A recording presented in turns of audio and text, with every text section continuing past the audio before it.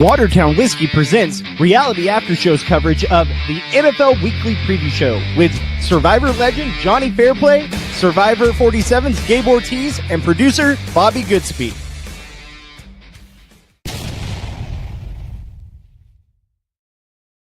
Welcome to reality after show coverage of the NFL Weekly Preview Show. It's week 7. I'm Jonny Fairplay, joined by producer extraordinaire Bobby Goodsby, who, oh my God, he loves these Sunday mornings. They're his favorite thing. For all of you watching Manchester United and Liverpool, let's go Liverpool. Daddy's got a big parlay going, and it all comes down to this. You know what's funny, Johnny, is I literally said last week, I was like, oh, I'm so glad I don't have to wake up at 6:30 anymore for these stupid football games, overseas. Here we are, 8:30. I'm still like, oh, this is still too early for me. Yes. Doing a podcast. We got Thursday night to talk about this from a few days ago. However, this morning it's happening. The Rams are real. The Jacksonville Jaguars are not until next week, when all is thrown into chaos again, because this season of the NFL, this season of college football is all insanity. I believe like 12 of the top 20 teams in college football lost yesterday. Yeah, it was a wild weekend for college football. But this season for NFL, it's like, this feels like the season we haven't seen in a long time. Probably not since 2017, where there's really no front runner running away with this thing, right? Like, I guess you would say the only front runner, in my opinion, that you could possibly make that argument for is like Tampa Bay. Outside of Tampa Bay, who is really running away with this season for the NFL? And I'm not throwing $1 million on Tampa Bay to win. No. Honestly, the smartest money right now, we're going to get to them. Cincinnati Bengals plus 500 to win the AFC North. Not a bad bet. It's really not. How insane is that? And if you would have told me that a week ago, I'd be like, oh, that's just burning money. But honestly, though, who in that AFC North is going to be really scaring you? Let's talk about that Thursday night game, because we finally saw the resurgence of what this Bengals team could be with the competent quarterback play. And we saw Joe Flacco go out there, and yes, he had a little bit of a rough week last week, but last week, let's be real, guys. Last week was his first week on a really short week. He had been there for 3 days, living in a hotel room. Exactly. Let's just say the greatest of all time. Let's just say a Tom Brady at the end of his career, a Peyton Manning at the end of his career. You throw him on a team with 3 days in a hotel room. Yeah. Like, Tom Brady hasn't even unpacked his tennis shoes yet. Yeah. I feel like for those guys, like even Joe Flacco, I'll throw him in there too. Sure. All you do is basically run, hey, this play? All right, this is what we're doing. You're not making it difficult, right? You're just giving them the 6 plays we can run today, and any defense with anything has got you. Oh, and it's basically like, if you need an audible to whatever you want, right? But the thing is, I wonder what in the headset, what the mindset is and what the play type is, right? Pass right, pass left. How does he convey that to the wide receivers or running backs, the offensive line? Pass right, pass left. Because that doesn't work in the NFL, right? Like, at the end of the day, the defense can hear that, they're gonna know all this stuff. So it's basically like you have 2-word lineups. Right? Okay, right set trips. It's not gonna be too overly complicated. Yeah, and even that, does everyone know what trips means? I mean, I remember when Bianca Batuco was drafted to the Panthers, and I'm just like, oh my God, there is no one better that I've ever seen in college. Like, this dude was such a stud. He got to the Carolina Panthers, not the most complicated offense in the history of professional football. Yeah. Never learned the plays. Never. Yeah. And I'm just like, for the amount of money you're paying this guy, I don't need to see him at Whiskey River at the Epicenter in Charlotte on a Wednesday night. He needs to be locked in a room with 3 tutors until he learns the playbook. Don't threaten me with a good time. They're very unattractive, airy teams. So we get to Thursday night, and my God, what a week and a half can really, or technically, it's probably a short week. So it's technically probably just a week for him. But what a week can do in that system when you really start to learn the play system and get a little bit of a connection with your wide receivers. And for the record, the defense doing the best they've done all year. And they weren't even doing that much, but yeah, you're right. You know, still, no, it was not. I mean, like they didn't win defensive team of the year, or I don't even think they're in the top 20, maybe top 20. But anyway, but they did something versus we've literally seen that defense do nothing all season. That's absolutely right. And the thing is, too, don't ever bet against a in division home dog. Playing in the game, because like honestly, the road team, when they're playing against a division rival on a short week, that's always one of the most rough situations to be in, right? Yeah. And literally Cincinnati is playing for everything. It's just like this is their season. This is their season on the line right now. So Cincinnati goes in there. Joe Flacco throws for 31 for 47, 342 yards, and 3 touchdowns. Aaron Rodgers also did great in this game. 23 for 34, 249 yards, 4 touchdowns, 2 interceptions. I mean, this was the air match we didn't expect, right? Like this was the battle of the aging quarterbacks. 2 of the oldest quarterbacks in the league. I think they might be the 2 oldest. They have to be the oldest too. How many times was Jamar Chase targeted? Jamar Chase was targeted 6. Well, he had 16 receptions. Let me see how many targets he had. Yeah, I want to say like 30, or it was something crazy. This site doesn't have it on here, but so he probably up there. But he had 16 catches for 161 yards. 10.1 average and 1 touchdown. T. Higgins, 6 receptions for 96 yards, 16-yard average, and 1 touchdown. I also want to get into, I almost won a shit ton of money on this game. Boy.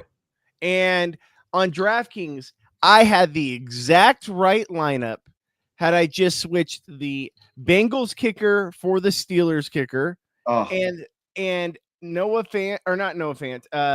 Washington, the tight end for the Steelers, for Freiermuth. If I would have switched those 2 things, I would have won like $14K. Wow. How much did you end up winning? $20. All right. Oh no, $30. Yeah. $30. Wow. Oh wow. Yeah. Your winnings have increased by 50% since we've been here. I won $31. I bought in for $30. So $1 profit. In the black, baby. All right, well, it's wow. Times they are a changing. It looked really good for you 4 seconds ago. I was doing real well. Yeah. Yes. I also want to talk about the running game too, because Chase Brown, 11 carries for 108 yards. Good to see him finally get going. Also on the other side, you had Jaylen Warren, 16 carries, 127 yards, no touchdowns, but both running games were absolutely moving. Yeah. And it was the air show. It was the air show for sure. I mean, no one saw that coming, right? Like literally me and my buddy Chase, my best friend, we were talking about this game going into it. And we were like, I don't really feel like the tight ends are going to do much. This is probably, we were like, oh, we need to get 5 touchdowns to hit the DraftKings like little thing where you can win money if you have 5 touchdowns in your line. I'm like, oh, do we really think there's going to be even 5 touchdowns scored in this game? Yeah. Little did we know. Yes. So it was a great. Hey, honestly, as much as we always have talked shit about the Thursday night games being, boring, or the worst, the worst, or insignificant, or always like the shit teams playing against each other, which it kind of felt like that going in for a second. This wasn't all the Thursday night games this season have been absolutely good games. They have shocked. Like, I mean, like, even if you don't care, it's just like, if you like football, they've been fun games. I mean, I feel like we're in bizarro world, right? Where The Thursday night games have been kicking ass. Yeah. There's and no Sunday night is dog shit. Sunday night's dog shit. America's game is horrible. There's been no front runner on who's like running away with this thing, or a team that you're like, okay, this is a Super Bowl caliber team. Like, I love watching the Sunday night football, America's game. Like, it's literally the build up all week long is to this. And, and then, Monday night football is the dessert. You literally have Chris Collinsworth every other week going, well, this game kind of sucks. It's just like, wow, thanks, Chris. Way to sugarcoat it. and you know what sucks is like Thursday nights, usually I kind of yada those games. Like, I'll do my DraftKings and then I won't even really watch. I'll be either working on stuff on the podcast, or it's usually the night that my wife's at work, so I have to take my kiddo to go do something fun because it's like our one night together that I'm not distracted by work of some sort. And I was at the mall at Candyland, this new little kid park for kids, and took my daughter there, went to dinner, then went shopping, and then I come back and I look at the score. I'm like, what the hell is happening right now? Like this is like, I need to start focusing on Thursdays. Like, what the hell's going on? Sunday's usually my day where I'm at my bar. I've got a full bar ready to go, watching Sunday Night Football, and it's been slogfest. Like, we've been switching it over to freaking baseball, and no shot against baseball, but like, there's one superior sport. Am I right? Yeah. No, props to baseball for bringing it this postseason. Postseason's been great. I mean, outside of Milwaukee deciding to just not win a game after winning the most games in the season. Well, but even not winning a game, they also gave the other team the single greatest performance in the history of baseball as we know it. Yeah, and anyone but the Dodgers. As a Padres fan, anyone but the Dodgers. So I don't care. Shout out to Kelly Wentworth, who I've been. Well, what happened? Breakaway goal, Liverpool, and he hits the fucking crossbar. Why are you betting against Liverpool, man? I got Liverpool. I'm betting Liverpool. Oh, you are betting. The end of my parlay. Oh yeah, you missed it. I thought you were saying. I thought. Okay. I got you. No. We're going Liverpool. No, and then and shout out to Kelly Wentworth, who's a diehard Seattle Mariners fan, Seattle Seahawks fan. She's been texting me all week about the Mariners and the Seahawks. So I'm rooting for the Mariners. I want the Mariners to win it all this postseason. Well, I'm rocking my Blue Jays jersey to my wrestling gig later today. So, there you go. Got a little money on it. So let's talk real quick before we get into the games that are today. Who do you see as like a front runner this season for AFC and NFC? No one. I mean, no one. Because if I say a team, I've literally just cursed them for the week. Well, you can make arguments for basically no teams, and you can also make arguments for like the Colts, who all of a sudden the Colts are legitimately that good, right? Like, they're 5-1. You know what? Everybody throw money against the Colts today because Bobby just said it out loud. That's absolutely true. Them. Oh, cool. Okay, so then let me say the front runners are also the Packers, Lions, and Bears. Anyone in my division. I see what you did there. No, actually, I've got money on the Bears, so please, Bears, please, one time. I love that you guys. I talked myself out of the Panthers last week against the Cowboys. I'm just like, that was literally my pick, and I'm just like, no. I was just like, I mean, I feel like that was more of a heart pick. Let's go with my head, and I'm just like, oh my god, I'm an idiot. This team sucks. I hear you. I've been getting absolutely crushed in my parlays, and I know parlays are stupid bets, but they're so much fun. And this season has just been absolutely destroying me. I had one good week by a miracle punt block for a touchdown at the end of the Eagles Rams game. But you've already spent that money. That money's already back into the system. So, and like I said, for NFC, it's really the Bucks, and no one else is really impressing me that much. Like, you could have said the Lions for a second, but then they get destroyed. So the Packers for a second. The Chiefs. Yeah. And then the Packers tie against the freaking Dallas Cowboys, which everyone was anointing them Super Bowl champions, at the beginning of the season once they made the Micah Parsons trade. Yeah. They're frauds. They're frauds, everybody. Shots fired. All right, so let's get into this week's games. Currently, we have the Rams up 21-0, 2 minutes and 25 They're legit. seconds Give them left. the Super Bowl ring, Bobby. And that means they're going to lose next week. Here we go. They might choke the last 2 minutes. Well, yeah, last quarter and 2 minutes. Yeah, they're watch it. The Jags are making an amazing comeback right now, even though they're at 4th and 23 with the ball. But that will be followed by three successful onside kicks. Yeah, they're gonna get a Hail Mary here to tie it up, or to get 7 points and then eventually tie it up and win the game. Yeah. All right, so looking into today's games, normally we do these this podcast earlier in the week. We had a little everyone was kind of all over the place. Gabe was traveling, you were traveling, so we're doing it here. Let's talk about the first game of the week, and I know this one's personal to me, but I want to get your opinions first. Eagles at Vikings. Eagles are 2.5-point favorites. What is your thoughts on this Eagles and Vikings game? I know where your heart is, but my head is saying I think this is where the Eagles pull the nose up on this spiraling jet into the abyss. So I would love to see something different. I'm not a Philly fan, the city, the team, any of those things. But and I am a Vikings fan. I just I don't think they're there yet. How are you guys looking injury wise? Because that has literally plagued this team since day dot this season.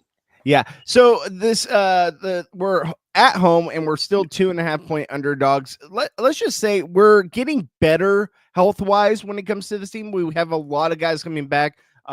Cashman should be back. We've got our Donovan Jackson, our rookie offensive left offensive guard, back. So we're getting healthier. We're not completely healthy. We still have Van Ginkel out, who's a huge pressure on the edge of our defense. Also, J.J. McCarthy is sitting out another week. We are getting a fun narrative where it's a Carson Wentz revenge game against the Philadelphia Eagles. So that'll be fun to see. But I do worry that it is the Eagles, right? And the Eagles aren't the Eagles of old. We have the Eagles coming in to U.S. Bank Stadium after 2 back-to-back losses, and last week's loss on a short week against a rival in the Giants, who are a young team, and get absolutely dominated on by this young Giants team. The Eagles are on 2 back-to-back losses, which no one would have predicted earlier in the season, especially lost to the Giants. Giants was, I don't even think most people played, they're just like, can we just skip this game and just give them the W and just move to next week? Yeah, exactly. No one saw that coming. So I am hopeful, especially since the Vikings just had a bye. They had a long extended bye, especially being overseas, playing in the 6:30 in the morning game. Back to back. I do hope that Carson Wentz, he was resting a banged up shoulder from those games. But we do have a healthier offensive line. We do have some pieces back on defense. It still feels like, and I hate the Eagles so much because, I go back to 2017 where they ruined our chances of going to the Super Bowl, beating us 38-7. My good friend Wade Keller was at that game and chanting right before the kick, chanting Super Bowl. What's funny was I talked about this before, where I had the opportunity to either go to that game or go to the Saints-Vikings game the week before at U.S. Bank Stadium, which we now know as the Minneapolis Miracle. And I was like, which one do I go to? What if they win and I get a chance to go to the NFC Championship game and be there when they get to go to the Super Bowl? Thank God. Talk about the contrast between two games. Yeah, you left going, oh my God, this is the year. This is the greatest game I've ever seen. This is greatest game of all time as a fan. I'm naming my next kid Viking. I'm naming him Skull. But like the fact that the contrast between those two games, and thank God I picked, because the only reason I did was like, well, what if they don't make it there? Then I'll be pissed I didn't go to something. And then 2, we know for sure this one's at home, so I might as well go to Minnesota, get to go to that stadium. Like, I know it will be at home, and that's the game I went to, opposed to 38-7 in the NFC Championship game where they absolutely laid an egg. So, like I said, fast forward, if you had gone to the next week, you would have named your illegitimate kid Bum. Yeah, I would name him Nick Foles. Nick Foles Goodsby. So with that said, I do worry that this Eagles team is like got a lot to play for right now after back-to-back losses. 2.5 points. I mean, I would take that as a Vikings fan. It makes me worried. I just feel like the Eagles somehow get it done. I feel like we got a rough schedule coming up. If we're gonna lose one, this is probably gonna be the game. So I'm gonna say, as much as it pains me, probably Eagles -2.5. I'd take the -2.5 Eagles.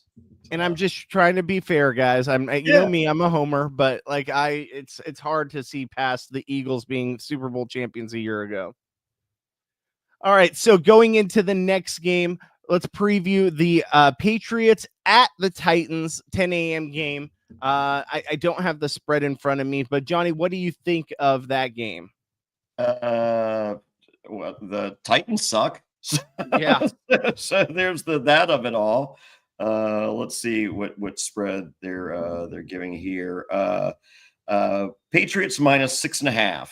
So yeah, and I think at the beginning of the week, I think it was Patriots -7.5. So I think that line has moved a little bit, shockingly. I will say this: according to Fanatic Sportsbook, 325,000 bets placed on that game. That's on the higher end. Okay, all right. And well, here's the thing: looking at that game, I was really tempted to take New England as my survivor pool pick. We're down to only 350 people left out of 1,500, and I still got two lineups remaining. I decided to fade this game and not pick it. One thing I like to do each week is I like to ask ChatGPT what they think is the most optimal survivor pool pick. And hey, ChatGPT knows their shit. I will say this, like, they are on it, man. They know some things, Bobby. If I would have listened to ChatGPT earlier in the season about parlays and stuff, I might be a very rich man. Okay. Also, ChatGPT said Vikings sneaky underdog pick. So there is that. Sneaky little sis. Yeah, they told me stay away from the Bears, which immediately made me switch my survivor pool pick. So I will say this: the one reason I'm fading this game is it feels like, although yes, the Titans just fired their head coach, they're on a extreme like downward spiral. You got a rookie quarterback who looks decent, but just the rest of the team around him is not very good. And yeah, they won one game, but that one game was because multiple miracles happened for them to win that game. I still think the Patriots can get it done. I don't know if I like the 6.5 point spread. The Patriots are also on a multiple game winning streak where they also come off the heels of, destroying a division rival at their home in the Buffalo Bills, who a lot of people have as potential Super Bowl, winner out there. So I do worry that this game, especially with the 6.5 point spread, I like the money line. I like more money line Patriots, but I'm really hoping that a lot of people pick the Patriots and get knocked out of Survivor Pool tonight. There we go. So the next game I want to get into, New Orleans Saints at Chicago. Chicago 3.5 point favorites at home, only 3.5 point favorites, which is kind of shocking to me. ChatGPT doesn't like this game. What do you think of this game? I do like this game. I like the Bears. Dude, I'm telling you, I feel like they're not a good team, but I feel like I think serviceable is the best descriptor for the Chicago Bears this season. And I understand as a division rival for yourself, I can understand, the downplaying or whatever. However, they are not bad. As I said, they're not good. And I think they're serviceable enough that, it's the Saints. Come on. And here's the thing. The Saints might be the worst team in the league. Hi, Penelope. Penelope's making her appearance on the podcast. Mommy's at work. Yeah, in a second, baby. So the thing is, and I said at the beginning of the season, I think the Saints are going to be the worst team in the league. I mean, it looks like the Jets want to take that crown. They're like, oh, we see your money line there, Bobby. Hold my beer. Hold my beer. We're going to match it right now. By the way, are you drinking an IPA at this time of the morning? Well, it's an all-day IPA, which means I can drink it all day. God bless you. I'm nursing a hangover right now that I didn't think I was going to have. Make a little hair of the dog, Bobby. Oh, no, I can't do it. I can't do it. I can't do it. No, Yeah. I've never been a big drinker. I had my Survivor viewing party in Chicago Wednesday. Yeah. I was violently throwing up from 5 to 6 a.m. Wednesday morning. Dear God. How was that, by the way? Was it good showing? It was amazing. Yeah. So back to the Saints at the Chicago Bears. Like I said, I thought at the beginning of the season, this Saints team is probably going to be the worst team in the league. They're still showing that they're absolutely up there as one of the worst teams in the league, but we're actually seeing some kind of life in Spencer Rattler, right? Like Spencer Rattler hasn't been the reason that this Saints team has lost these games. The defense has been kind of rough. The offensive line has been rough. Wide receivers, not terrible, but not showing out like we thought maybe they would in Olave and Shaheed. Olave's been okay, which thank God he hasn't got one medicine ball this year because that guy's one concussion away from being Tua. But realistically, this Saints team, it's going to be rough going into Chicago. Chicago's not like the most amazing team, right? Like, it's serviceable. They're just doing basic fundamental, like back in the day, like not this season, but back in the day, there was elite teams, there was garbage teams, and then there was those teams that they're going to win more than 500. Just spilled water all over myself. But yes, no, I agree with you. That team. I exactly. The Saints are not that team. They're not that team. I think that Chicago gets it done here. I like the 3.5 point spread. I wish it was 2.5. Like you can Vikings tease it. Game. Yeah. I don't hate this game. I think Chicago at home should get it done. Give me the Chicago Bears -3.5, and I'll run with that. I'll even give them the spread. Yeah. Okay. Fair enough. Yeah. I don't hate the spread. As I said, I just feel serviceable in 2025. Not the worst descriptor. That's very true. And here's the thing this week too that was really tough. I'd rather be serviceable than let you downable. Here's another thing about this week too when it came to like Survivor Pool, all that. It's all the very bad teams or like bad to maybe just okay teams versus all the good teams are playing each other, right? Like these games are very bad versus bad or good versus good. There's no real intermediate games outside maybe one or two. So it was a very tough week to pick, even though I said last week was a tough week to pick. This week's even tougher.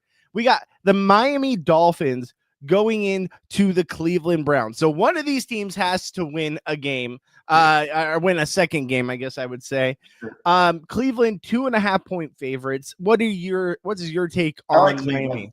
I like the Cleveland D win in this game. I absolutely agree with you. I think that defensive line's one of the best in football, even though, yes, they haven't got it. Football I'm kidding. They're good.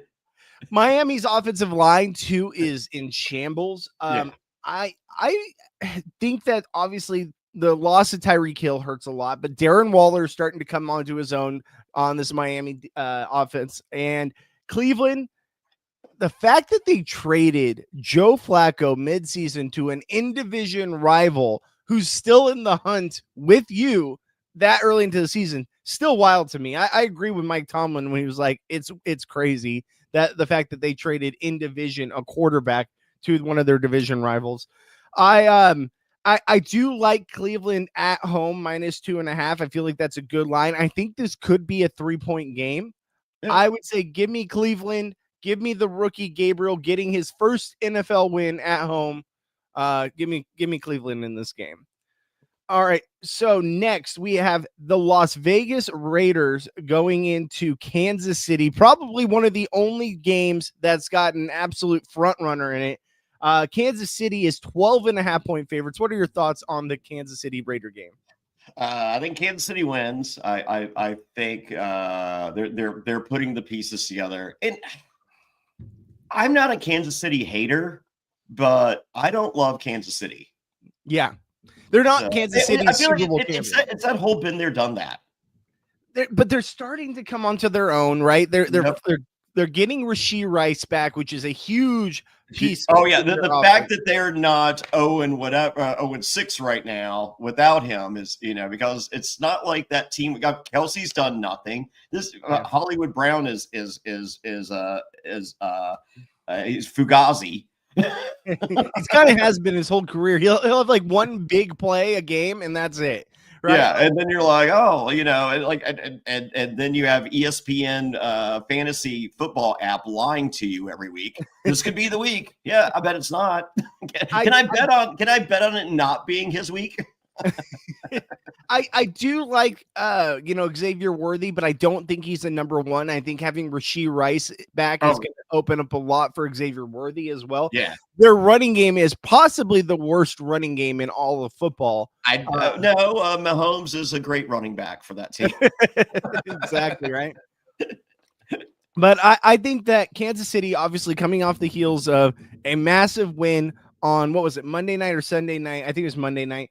No, it was Sunday night against the Lions, where they absolutely destroyed the Lions at home.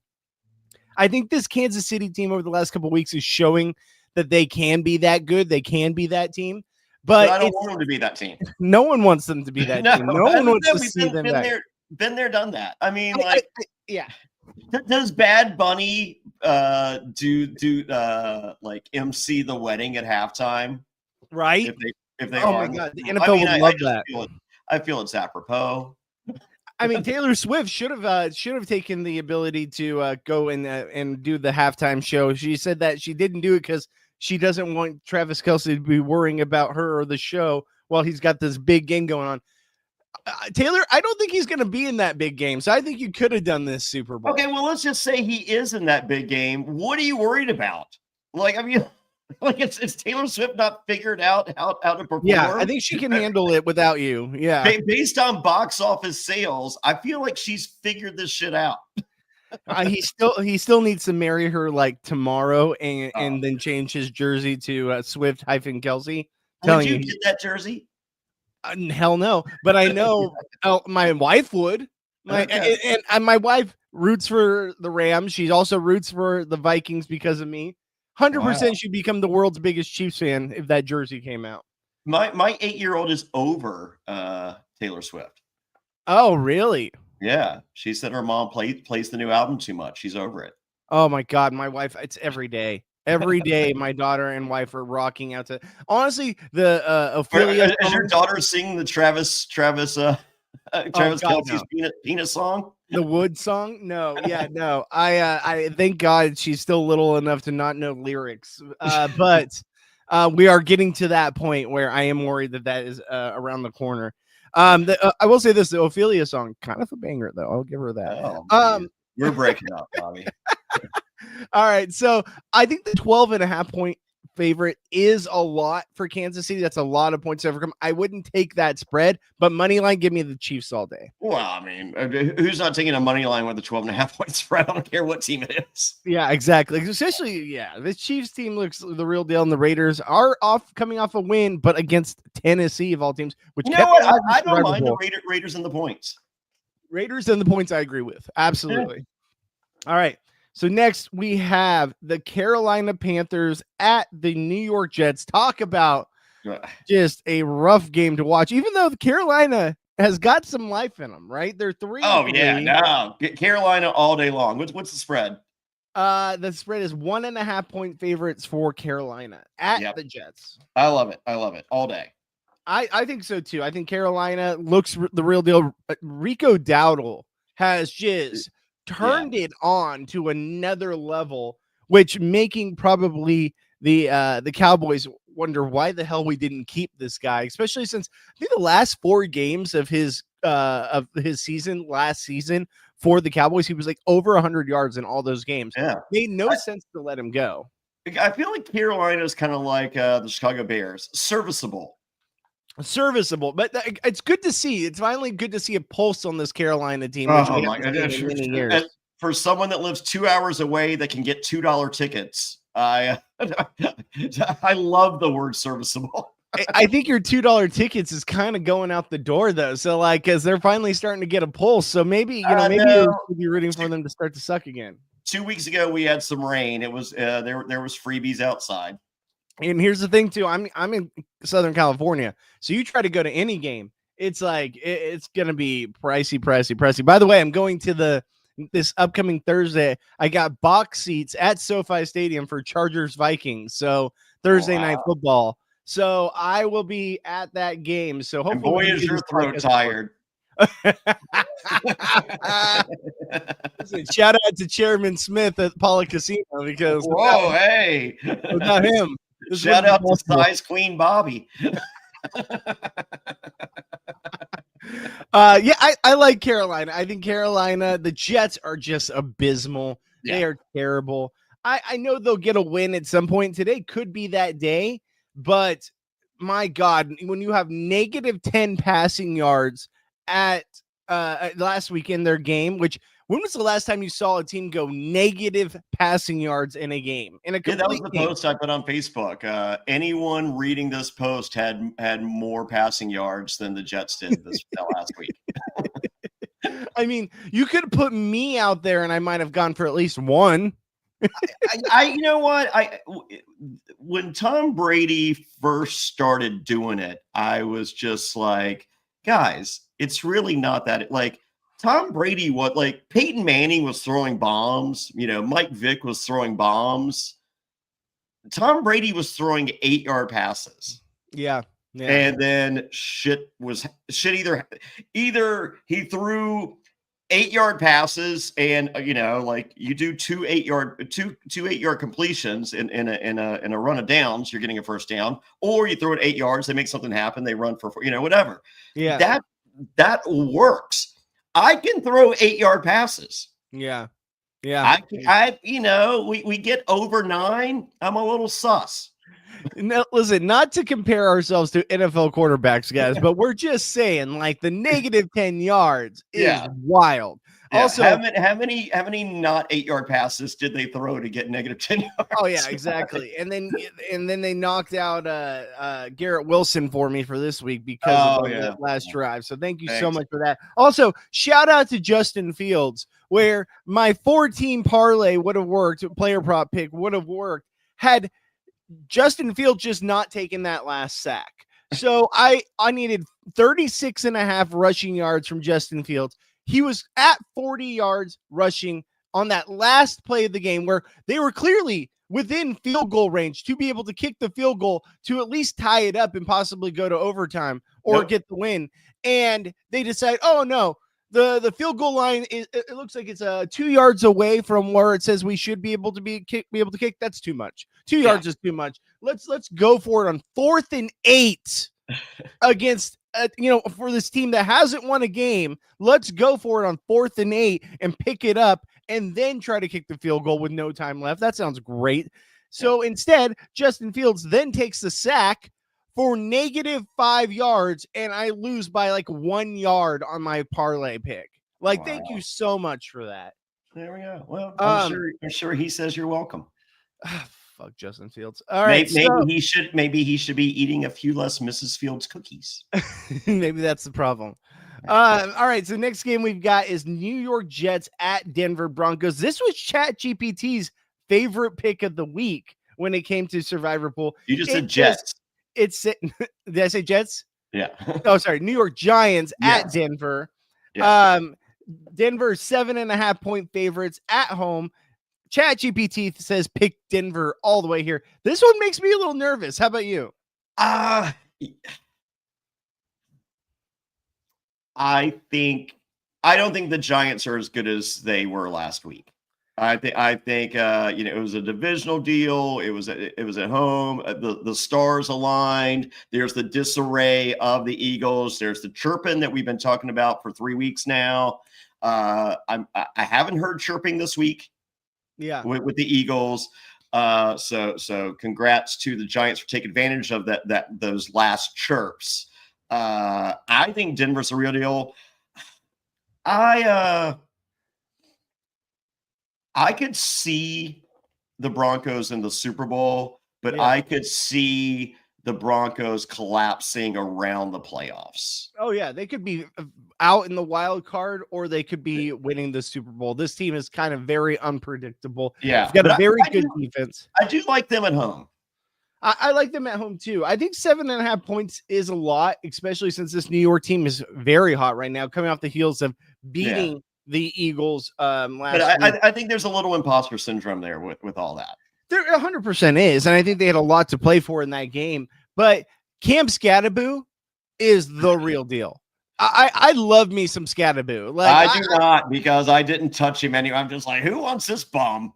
Oh, I wanted him in the draft. I saw him in Arizona State taking on Texas. Yeah, I did too. I did too, And but I was just like, it's not going to trade. Like it's like that, it's just like, oh man, how cool it'd be to get one more white running back that could do remotely anything except for a third down carry every 20 drives. My biggest worry was this guy has been a one-man horse for this Arizona State team. Like, he's got a lot of tread on the tires that has been worn off because they constantly run him. In that game, he literally laid his body on the line for his team to try to win that game. And then we see him now with the Giants. He's that guy reincarnate, right? Like, I thought that it would be rough for him to be able to get to that point. No, this guy's the real deal. And I have him in one of my fantasy leagues, picked him up at the beginning of the season. Absolute animal. Well, hopefully not against me. We're playing each other in a league this week. Oh, don't even get me started on that team. That team I'm projected to win. Oh, yeah. You should probably destroy me. Two of my 4 leagues, I'm absolutely just the worst.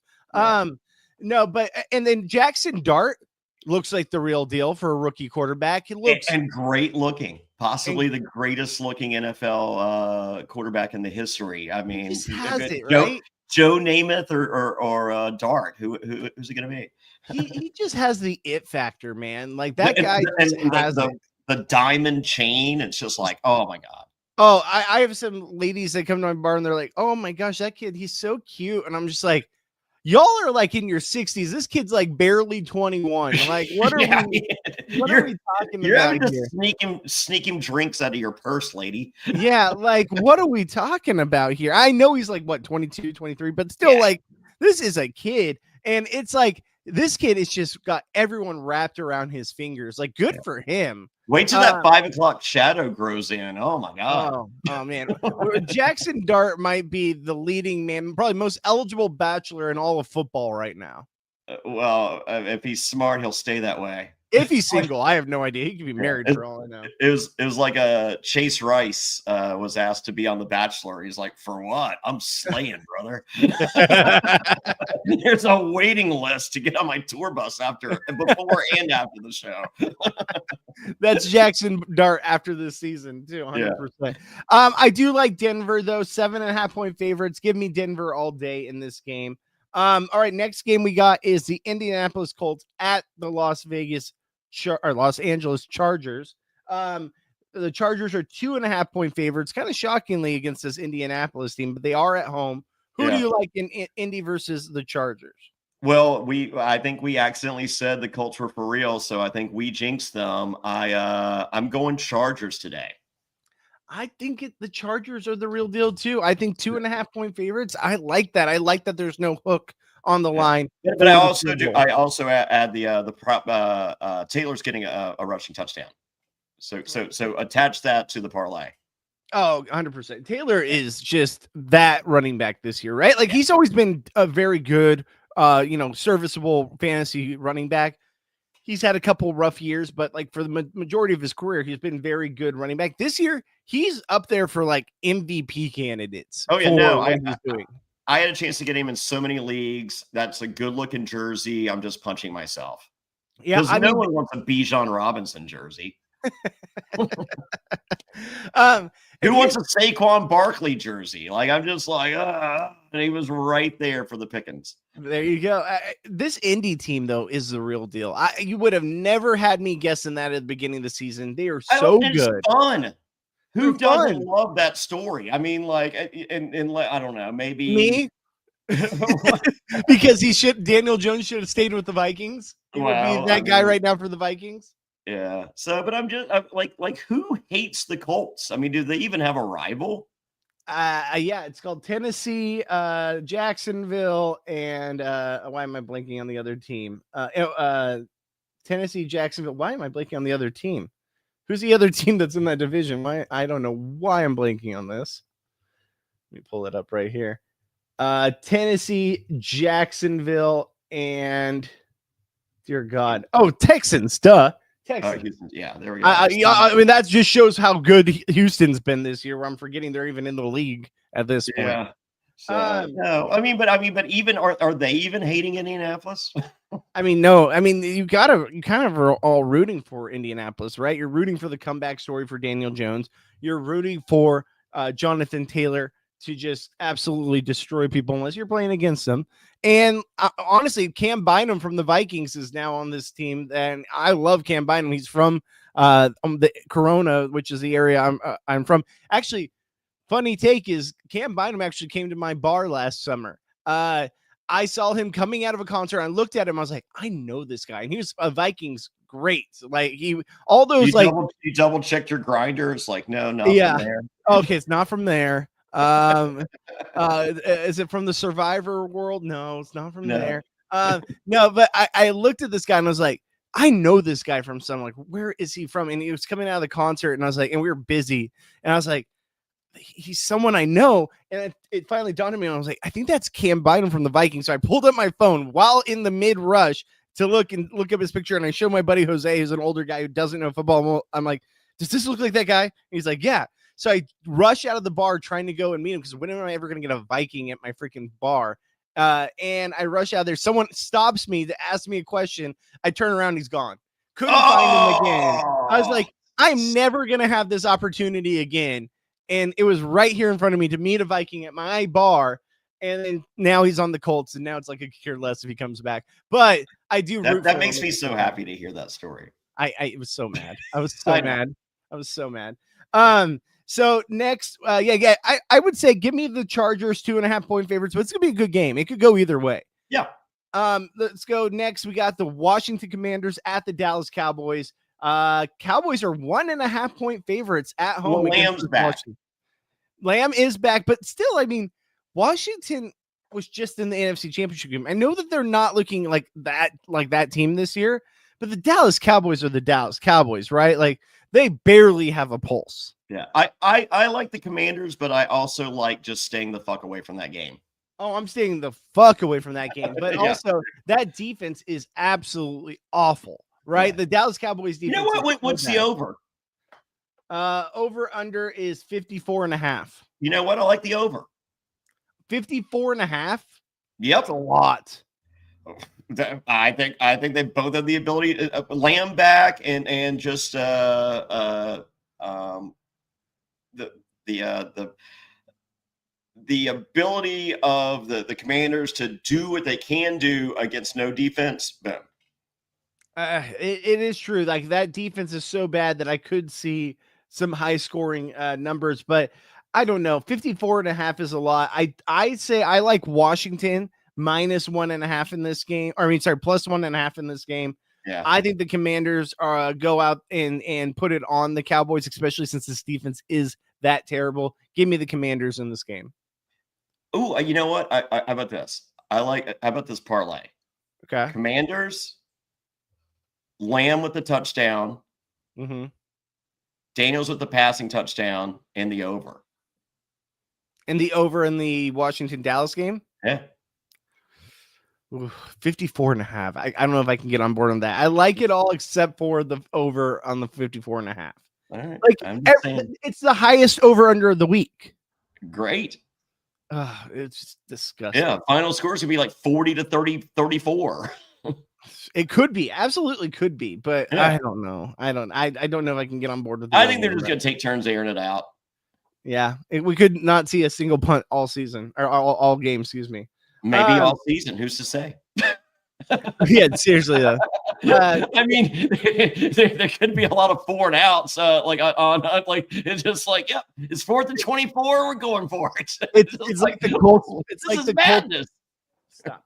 It's like the Colts punter where he didn't have to do his job for like the first 4 weeks of the season. Yeah. So next we got the Green Bay Packers at the Arizona Cardinals. Packers are 6.5-point favorites. I really like this line for the Packers. Penelope, stop. Even though even though I hate the Packers and I would love to see them lose in the situation, I have them as one of my survivor pool picks. I mean, 6.5 points against a team that's not going to be playing Murray as their quarterback. Give me that all day. Yeah, I think that's a freebie. I think so too. I think that Green Bay, obviously, they're 3-1-1. They need some kind of life in them right now to show that they are that team. I think they just put it on Arizona. I don't even think this one's close. Give me the over on this 44.5 points. I would take that all day. All right, there we are. Hey, there's a picture of you, Bobby. It looks amazing. Thank you. Yes, you love her drawing. Yes, yeah. She drew me and mommy right here next to each other. There we go. All right. So next we got Atlanta Falcons at San Francisco 49ers. Sunday Night Football. Niners 1.5-point favorites. Go ahead, Johnny, because I got to control this. I'm sorry. It was Niners. Niners are 1.5-point favorites at home against the Atlanta Falcons. Yeah, I like the 49ers. Atlanta, you never know what team is going to show up. I say going all the way to the West Coast. The Niners kind of thrive with that home field. Yeah, I think this could be a repeat of that Panthers Falcons game.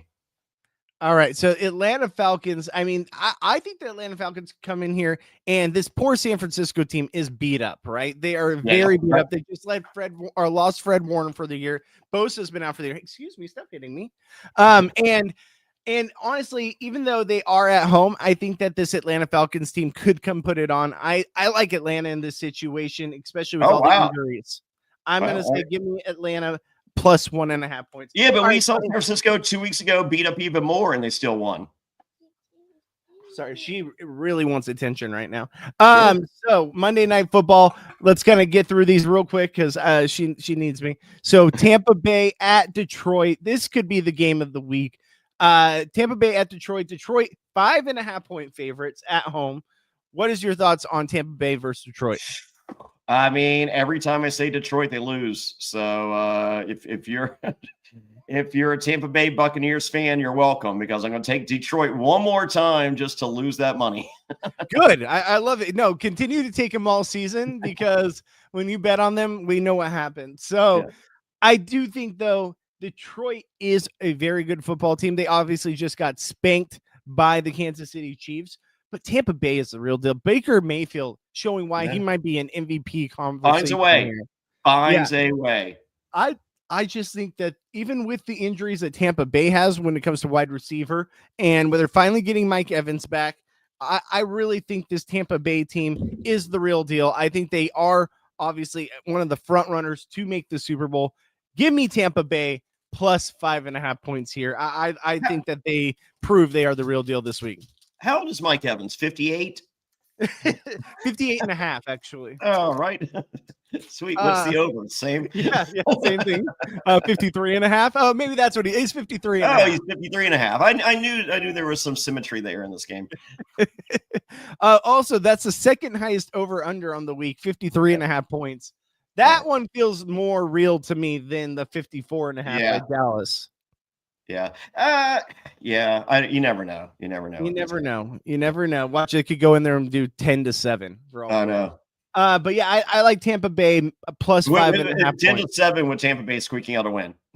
Yeah, exactly. 10-7 with them squeaking out a win. All right, next for the last game of the week, the doubleheader for Monday night. What's your thoughts on the doubleheaders on Monday night? I don't hate them. I really like them when WWE is overseas and I get to watch Monday Night Raw at like 8 a.m. Yeah. and see, because I do the split screen over here. So I can watch both and just switch over the sound. Oh, okay. So yeah, if I did not have those capabilities, I'd be a little more fretted, because I'm not a switch back and forth kind of guy. You have to show me how you do that, because I can't figure that out for the life of me on my own TV. But the cable system I have provides that ability. Oh, very nice. Also, we can talk about that off air. So They're finally going back. I don't mind the double headers. I hate the fact that they have the double headers going at the same time. Like I think that the fact that they're only like 1.5 quarters difference in time really bugs me. It's like I want to be able to watch what I want to watch. I don't want to have to pick and choose. Well, if I did not have those capabilities, I would prefer the first game starts earlier. And then, you pick and choose whether you want to watch the end of the first game or the beginning of the other. I will allow that if I did not have the abilities that I have. Well, Johnny, you don't have to worry about this week, because this week we have what we had in week 2, where one game starts at 4 p.m. The other starts at 7 p.m. West Coast time. Yes. So you might have to be up till, it's not starting until 10 p.m. your time, but I'd love that.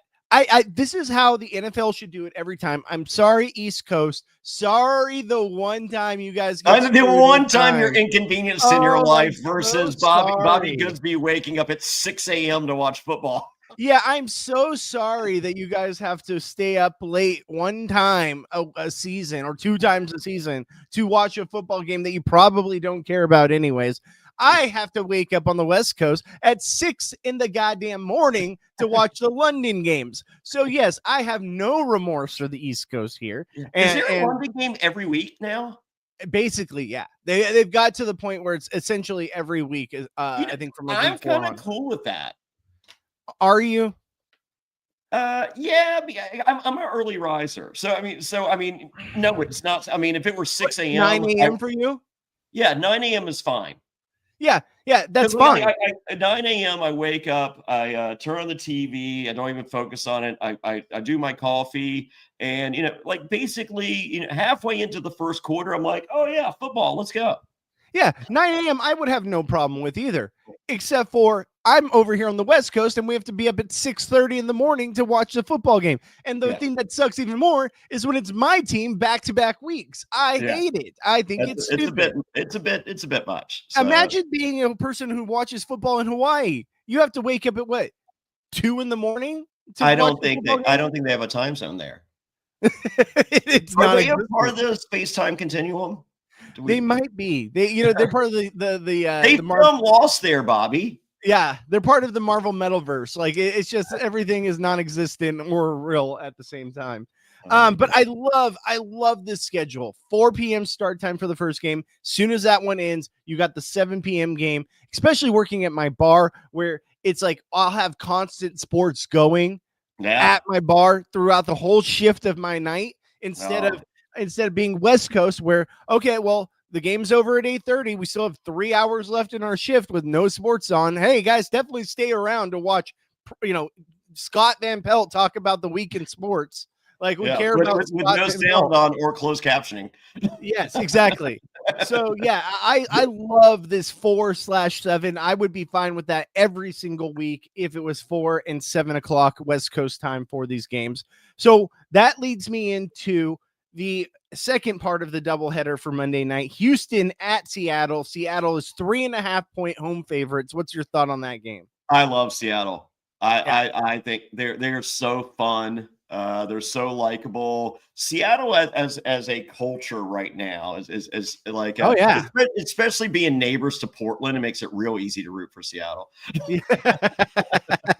I love Seattle in this game. 3.5-point favorites. I'll take that all day. Also, I'm smashing the over 41.5 points for this game. I think this is one where you can absolutely smash the over in. One of the lowest lines on the week when it comes to over-under.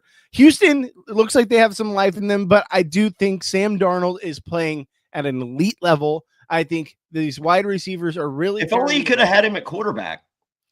Don't get me started. Don't get me started. Him and Daniel Jones just tearing it up in the NFL. I mean, hey, but you got Carson Wentz. Yay. We got the Carson Wentz revenge game. And every single week they talk about how Carson Wentz grew up a Vikings fan. I'm like, since when? Since when do we care that Carson Wentz was a Vikings fan? Do something. Yes, you won us a game last week, but barely. Like, give me a little bit more, and I'm on that. I'll be on that train. But that wraps it up for this week's NFL games. Johnny, anything else you want to talk about before we get out of here? You got our ticket price guess? Oh, okay. I have it right here. Okay. I didn't know if you wanted to do it since Gabe's not here, but I do have it. All right. So who do you think is the lowest price tickets of the week? Oh, wow. Jets are home, right? Yeah. Oh, yeah, Jets. Not the Jets. Not the Jets. Now, I did find out something recently that I wasn't privy to. So the lowest priced game of the week, Commanders at Dallas Cowboys, $21 tickets. Now, the one thing I found out this week that I was not privy to, one of my regulars told me about this. Apparently, they have like a standing room only at this Dallas Cowboys stadium, that the tickets are dirt cheap, but it's standing room only. So that, and is it even in the stadium, or is it like outside of the big screen? It counts as because it stays stadium adjacent. That I don't know. I think they have that too. So that might be why those ticket prices are always so low. We always see the Cowboys at home, and that building is just humongous. Actually, I just realized that wasn't even the cheapest game of the week, and the Jets are still not that game. The cheapest of the week, and I'm sorry I missed this. Miami Dolphins at Cleveland Browns. Okay. That tracks. $13. $13. You know what? Good for Cleveland. For the price of a coffee nowadays, you can go see an NFL football game. Or you can adopt a small child in Africa for Sally Struthers. What does Sally Struthers use her all in the family money to adopt some of these children? Or like the SPCA commercial or whatever. Either way. You know what? Those SPA. Who was the chick? I can't think. Sarah McLachlan. Yeah, McLachlan. Yeah, Where's your $13? Where's your cup of coffee? So DMC from Run DMC, Gerald McDonald. Yeah, he was having some mental issues and contemplating bad decisions, like a very, very bad decision. And saw that Sarah McLachlan commercial, didn't care about the commercial, but that song, like he was just like, I just need to listen to this song every day in my life and I'm good. And then he reached out and now they're best friends and he's doing great. Good for him. Well, that's wild. So before every show Run DMC does live, he's listening to Sarah McLachlan in the back. So the SPCA commercial saved his life, essentially. Yes, he was saved from the shelter. Not only dogs and cats can be saved from this thing. For the price of a cup of coffee, you can also save from DMC. Yes. So Run is using it to buy new hand towels in one of his multiple mansions. So, Reverend Run, thank you. Okay, so most expensive game of the week. What's your prediction? The London game. It's not showing me that because that game is going on. So I'm assuming that was probably up there. But the second highest, I'd go Chargers maybe. The most expensive, and this could have been the most expensive on the week, to be honest with you. Tampa Bay at Detroit Lions. Wow. $236 is the lowest price. You know how expensive that is for someone that lives on 8 Mile? I totally just had water go up my nose. You're going to be eating mom's spaghetti for 2 weeks because all your money's going towards that ticket, brother. Yeah, poor Eminem, man. Like he went from having basically free tickets to now he has to pay a couple $100. You know, I don't think he can. What's he going to do? Write another shitty record? Actually, I think they're touring. I think they're doing the Up in Smoke tour next year. Oh, are they? Oh yeah, I'm down for that. Eminem, Snoop, Dre, and everybody. Yeah. Wow, that's bangers right there. All right, so that's this week in NFL. Our weekly preview podcast. We'll be back later this week, hopefully before Thursday, before I have to go to the Vikings Charger game. Let's figure it out. We'll figure it out. We'll make it work. Johnny, anything you want to plug before we get out of here? I am heading to Revolution Wrestling Authority here in like 2 hours or an hour. I don't know. Pretty soon I'm gonna watch a little football and then get. Oh my god, the guy's smiling. You asshole! You're smiling because you hurt the guy. What a dickhead. Anyway, let's go Liverpool. Check me out at Revolution Wrestling Authority. I'm gonna be in Burlington, North Carolina today, and then November 2nd, we'll be defending in a fatal 4-way, Bobby. It's myself versus Alan Martinez, who got knocked out by a pair of brass knuckles last time. Also, Bobby Fish from AEW is just like, what is he doing in this match? And finally, Ray Fury, like an incredible luchador. So he'll be competing in a fatal four-way for the Boca Raton Championship Wrestling Cruiserweight Championship of the world. And it sounds fatal for me. Usually I'm down for a fatal four-way, but apparently this one I might have to be tuning in for. When Rams are up 35-7 with 2 minutes left, I don't think our comeback prediction is going to be working. Oh, good. Yeah. I will plug my weekly live stream, or daily live stream, I should say, Monday, Tuesday, Thursday, Friday, 12 noon Pacific to 2 p.m. Pacific. I go live on Twitch and here at After Show on YouTube with my live stream. Got a lot of Survivor, got amazing race, still talking Big Brother stuff. Hopefully we'll have some Big Brother interviews around the corner. But definitely, guys, check that out. I go live. I take your comments live on stream every Monday, Tuesday, Thursday, Friday from noon to 2 Pacific. Penelope's ready for me to be done. But Watertown Whiskey's ready for us to hear all about them. Yes, so we got our sponsor, and then we're going to get out of here, and we will see you guys next week. Also, stop, P.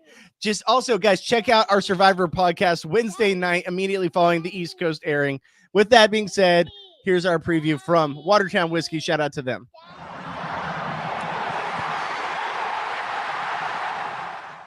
Watertown Whiskey, guess what? Philadelphia Eagles back-to-back. Here we go, Super Bowl champions. You see, Daniels, it is the Commanders' year. Woo! Super Bowl bound to Watertown Whiskey. It's back-to-back. The Chiefs are going back, and they're winning this time. Watertown Whiskey. Y'all boys heading on down to 8 Mile. Lions got this. Watertown Whiskey. It's the AFC's year, but it's the Chargers. There's only one thing I gotta say. Watertown Whiskey. Jets, Jets. Shut up. Hartford Whalers, we're going to the Super Bowl. They're close to Watertown, right? There's one thing we can all agree on. Watertown Whiskey. Escape the ordinary. WatertownWhiskey.com. Drink responsibly.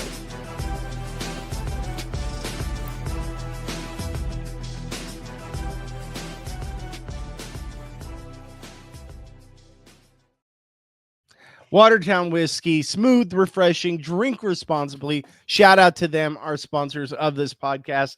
Hey, maybe I should have played that commercial from the early days because Penelope was enthralled by it. I will say this, guys, definitely, like I said, check out our Survivor podcast Wednesday nights, immediately following the East Coast airing of the episode. We go live here on Reality After Show to talk all about the episode. With that being said, he's Jonny Fairplay at Jonny Fairplay. I'm Bobby Goodsby at Goodsby Bobby. We will see you guys next week. Bye, guys.